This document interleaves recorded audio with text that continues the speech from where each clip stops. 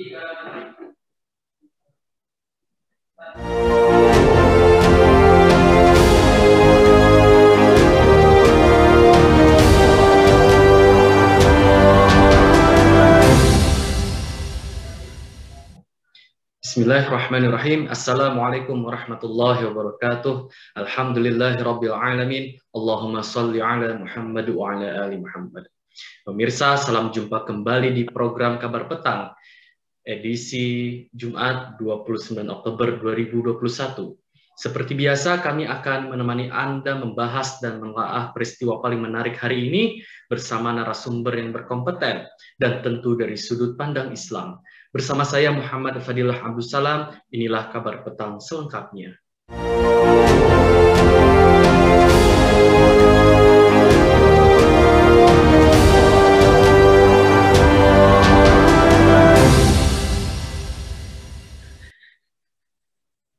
Pemirsa, Sukmawati Soekarnoputri telah resmi memeluk agama Hindu setelah menjalankan ritual Sudi Wadani di Bali pada Selasa 26 Oktober 2021 lalu. Resmi meninggalkan Islam, agama yang ia yakinkan sebelumnya, Sukmawati kemudian bercerita panjang lebar mengenai alasan dirinya pindah keyakinan. Kerabat dekat Ketua Umum PDI Perjuangan Megawati Soekarnoputri ini mengatakan, keputusannya pindah agama merupakan satu perjalanan spiritual yang lumayan panjang. Pada kesempatan itu, Sukmawati juga berbicara banyak mengenai keragaman umat beragama di Indonesia. Dia kemudian berpesan agar mayoritas di Indonesia tidak menjadi pemeluk agama yang angkuh, tetapi tetap menghormati pemeluk agama lain yang minoritas. Pemirsa, mengapa saat ini orang begitu mudah murtad dari Islam? Mengapa pula sering terjadi kasus penistaan terhadap Islam seperti melecehkan Al-Quran, Nabi Muhammad SAW, syariah Islam, jilbab, jihad, khilafah, dan lain-lain? Mengapa juga masih ada Muslim yang menolak syariah Islam? Pemirsa, untuk membahasnya kami telah terhubung dengan Ustadz Haji Lutfi Hidayat SPMP dari Tabayun Center. Assalamualaikum warahmatullahi wabarakatuh, Ustadz Lutfi. Waalaikumsalam warahmatullahi wabarakatuh. Ya, bagaimana kabar Anda, Ustadz Lutfi? Alhamdulillah, baik. Ya, alhamdulillah. Baik, Ustadz Lutfi, langsung saja. Dengan pertanyaan pertama, mengapa saat ini orang begitu mudah murtad dari Islam? Ya, Bismillahirrahmanirrahim. Hamidan lillah wa musallian ala rasulillah wa ala alihi wa ashabihi wa mawala. Subhanaka la ilma lana illa ma 'allamtana innaka antal alim hakim wala haula wala quwwata illa billah. Pertanyaan yang sangat miris ya, bahwa kenapa saat ini orang begitu mudah murtad daripada Islam. Tapi setidaknya ada dua hal. Yang pertama itu adalah faktor internal atau faktor individual dari orang itu sendiri. Ya, bahwa keimanannya lemah, akidah atau kekuatan yang dia pahami selama ini terhadap Islam sangat-sangat lemah, begitu ya, sehingga dia sendiri secara internal itu tidak banyak memahami arti apa agama yang dia anut, begitu. Khususnya seorang Muslim, kalau dia sangat mudah murtad itu pertanda secara individual dia memang tidak memahami, tidak mengikat kekuatan akidah Islam ini dengan baik. Kemudian yang kedua adalah faktor eksternal, faktor lingkungan dan faktor keadaan sistem ya, bahwa pada saat ini kita mau diakui atau tidak bahwa kehidupan saat ini adalah sangat-sangat sekuler. Apa artinya sekuler? Sekuler itu adalah orang ketika menganut suatu agama, termasuk seorang Muslim, terpengaruh oleh paham sekuler, lingkungan sekuler, dia memisahkan antara kehidupan beragama dia dengan kehidupan keseharian. Jadi otomatis ini yang memperlemah ya akidah, memperlemah agamanya. Dan kita pahami bahwa memang sekuler itu adalah faham yang memberikan berbagai kebebasan terhadap individu di masyarakat. Nah, salah satunya adalah kebebasan dalam beragama. Jadi memang keadaan sekuler seperti sekarang ini yang memisahkan antara kehidupan beragama dan kehidupan Islam ya, atau lingkungan besar yang banyak mempengaruhi umat saat ini adalah sekuler, yang memang inilah faktor-faktor yang paling menyebabkan seseorang itu bisa pindah-pindah agama.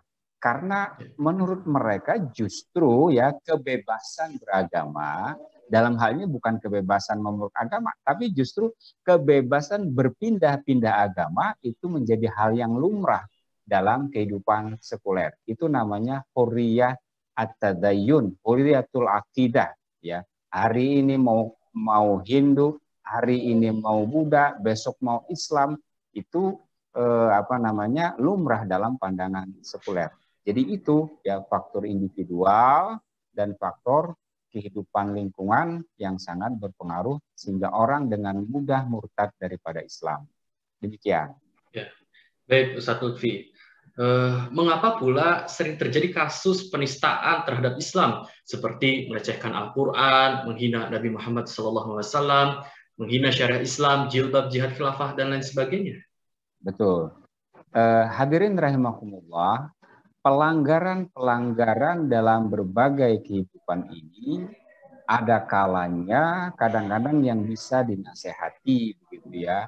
Ada kalanya suatu pelanggaran itu harus memang dikat, harus betul-betul diselesaikan dengan sesuai pandangan Islam. Kenapa orang pada saat ini dengan mudah ya melakukan penistaan terhadap Islam? Karena treatment atau perlakuan terhadap yang mereka melecehkan Al-Quran, menghina Rasulullah SAW, menghina syariat Islam, menghina jilbab dan lain sebagainya, itu apa? Karena memang penanganan terhadap orang yang melanggar tersebut memang tidak pernah serius. Artinya tidak ada sebuah mekanisme, tidak ada sebuah hukum yang benar-benar melindungi syariat Islam ini agar dia tidak mudah dilecehkan, Al-Quran tidak mudah dihina, kemudian Rasulullah SAW pun tidak mudah disemena-menakan terhadap siapapun begitu. Jadi tidak ada semacam hukuman, semacam sebuah perlakuan untuk menghentikan pelanggaran terhadap syariat Islam itu sesuai dengan pandangan Islam. Jadi justru keadaan yang ada itu tadi ya karena sekuler memberikan kebebasan ya. Jadi justru hal-hal yang amoral seperti ini tidak pernah terselesaikan dengan baik. Tidak ada penjaga bagi umat Islam begitu. Ya. Baik, Ustadz Lutfi. Mengapa juga masih ada Muslim yang menolak syariah Islam? Bukankah tindakan melecehkan Islam dan menolak syariah Islam pun bisa menjadikan pelakunya itu murtad dari Islam? Betul, ya. Jadi kalau kita lanjutkan tadi, ini hampir mirip dengan pertanyaan yang pertama ya, bahwa bukan saja mereka melanggar syariat Islam, bahkan lebih dalam lagi menghina, melecehkan syariat Islam.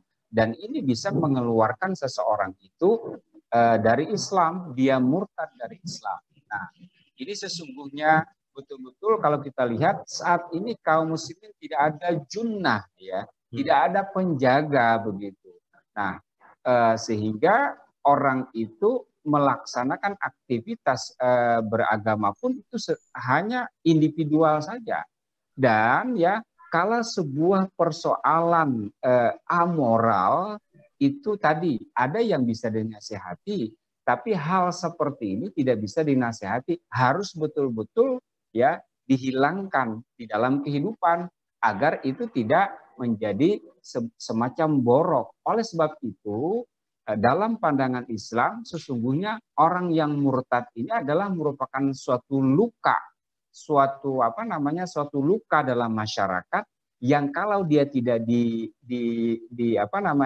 diselesaikan dengan tegas, dia akan menjadi borok, dia akan menjadi terus-menerus menggerogoti kehidupan Islam. Itulah secara filosofi harus dikat, harus diamputasi.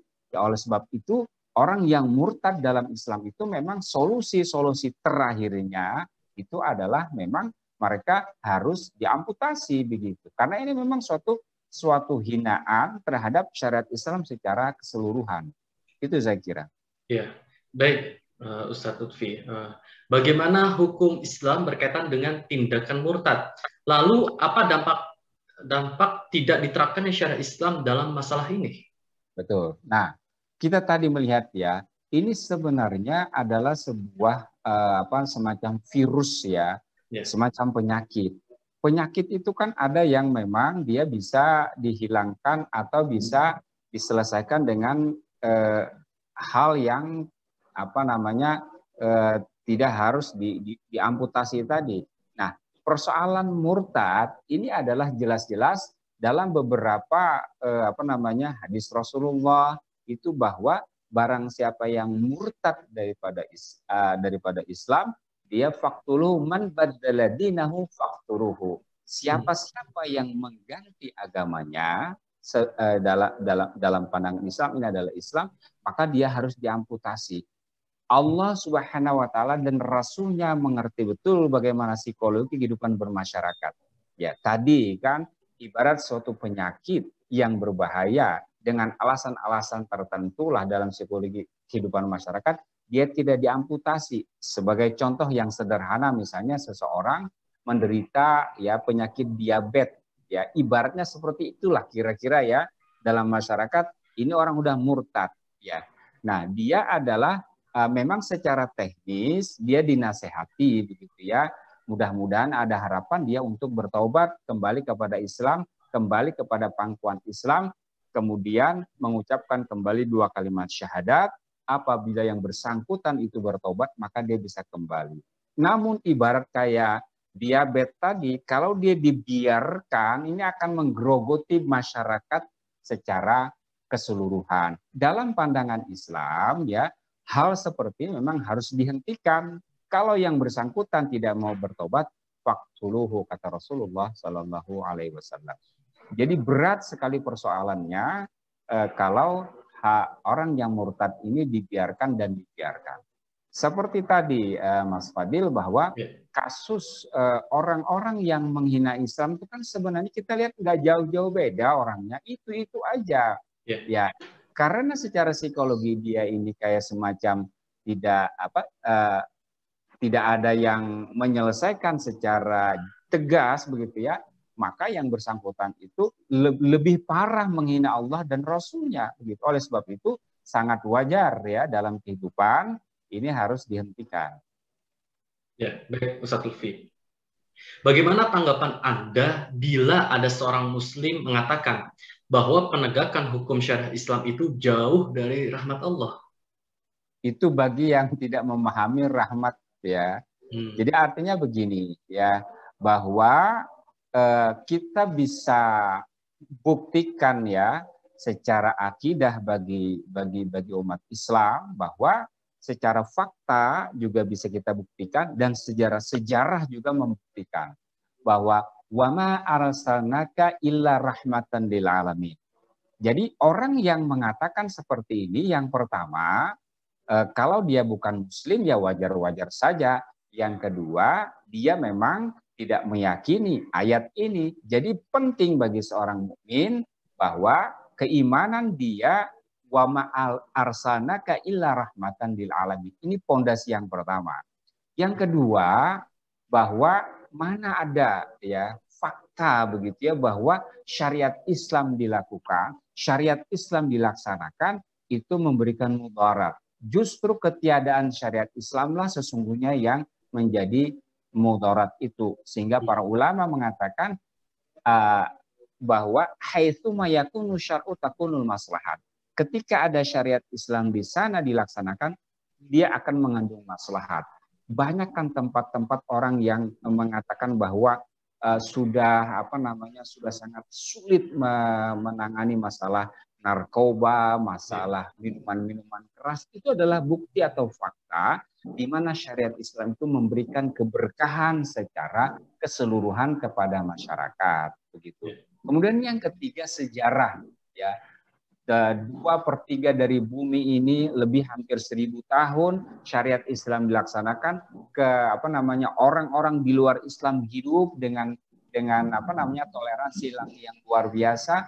Mereka tidak dipaksa memeluk Islam, tapi hidup dalam apa namanya naungan syariat Islam rahmatan lil alamin. Dan perlu dicatat, rahmat diterapkannya Islam itu bukan hanya bagi seorang muslim, ya, bahkan bukan hanya pada manusia tapi seluruh alam. Itu saya kira. Ya, baik Ustadz Lutfi, terakhir. Bagaimana seharusnya peran negara untuk menjaga akidah umat? Betul. Hadirin rahimakumullah yang dirahmati Allah Subhanahu wa taala. Sesungguhnya kalau kita apa namanya berpikir Islam secara menyeluruh, ya, bahwa Rasulullah Shallallahu Alaihi Wasallam, Allah Subhanahu Wa Taala memberikan jalan hidup kepada Muslim itu sungguh-sungguh sangat lengkap. Ketika Islam menyeru seseorang, ya, untuk menganut suatu keyakinan, ya, berakidah Islamiyah. Nah, di situ juga sesungguhnya Allah Subhanahu Wa Taala memberikan rambu-rambu, memberikan cara-cara untuk menjaga kesucian akidah Islam. Artinya begini, Mas Fadil, bahwa sebenarnya yang merusak akidah itu adalah individu-individu yang memang itu banyak dipengaruhi oleh syaitan. Nah, dalam level persoalan pelanggaran akidah yang ringan itu bisa dinasehati, ya, bahwa dijelaskan kembali. Makanya makna la ikraha fid din di dalam pandangan Islam itu, ya, tidak dipaksa masuk Islam itu karena memang Islam itu sangat-sangat jelas begitu, ya, tidak perlu dipaksa-paksa. Makanya terjadi kebodohan, dijelaskan. Kemudian namun ada pihak-pihak yang memang sengaja ingin menghancurkan tatanan masyarakat dalam pandangan Islam. Itulah yang memang harus tegas, ya, dijaga, ya, dihukum secara tegas orang-orang yang ingin menghancurkan akidah Islam, yang menghina Rasulullah dan menghina Allah Subhanahu wa Ta'ala. Itu saya kira. Ya, baik, terima kasih Ustadz Haji Lutfi Hidayat SPMP dari Tabain Center telah bergabung pada program Kabar Petang kali ini. Assalamualaikum warahmatullahi wabarakatuh, Ustadz Lutfi. Waalaikumsalam warahmatullahi wabarakatuh. Pemirsa Kabar Petang, semoga Anda mendapatkan banyak manfaat dari acara kami. Sampai bertemu lagi di jam dan channel yang sama setiap hari. Jangan lupa untuk like, subscribe, dan klik lonceng untuk mendapatkan notifikasi dari KC News. Akhirnya saya Muhammad Fadil Abdussalam bersama kru yang bertugas undur diri. Tetap sehat, tetap semangat, dan tetap taat. Wassalamualaikum warahmatullahi wabarakatuh.